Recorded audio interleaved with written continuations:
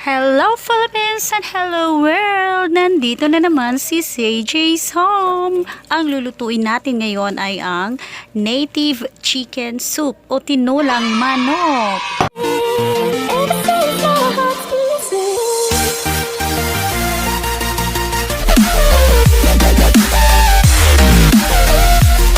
So here's our ingredients: ginger, garlic, onion, malunggay, hindi mawawala pag tinola, bisayang manok or native chicken, at sayote.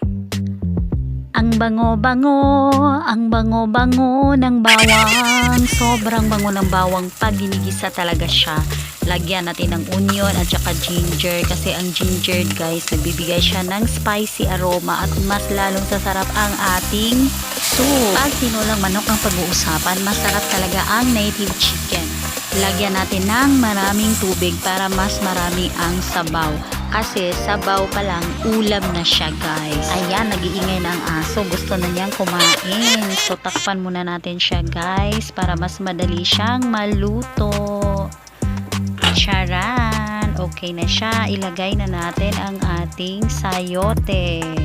Pwede mo rin siyang lagyan ng green papaya, yung hindi pa siya hinog, mas masarap. Tapos lagyan natin ng salt to taste, huwag damihan para hindi maalat, at lagyan din natin ng konting seasoning. Ako kasi mahilig sa bitsin kaya nilalagyan ko siya.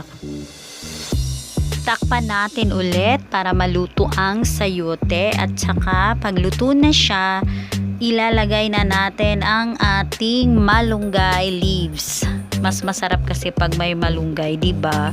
Agree ba kayo na mas masarap ang tinola pag may malunggay? Malunggay is life. Ayan, luto na ang ating tinolang manok. Sabaw pa lang, ulam na siya. Grabe, perfect na ulam to pag taglamig. Tagaktak talaga ang pawis natin pag kakain tayo dito. Till next time, God bless!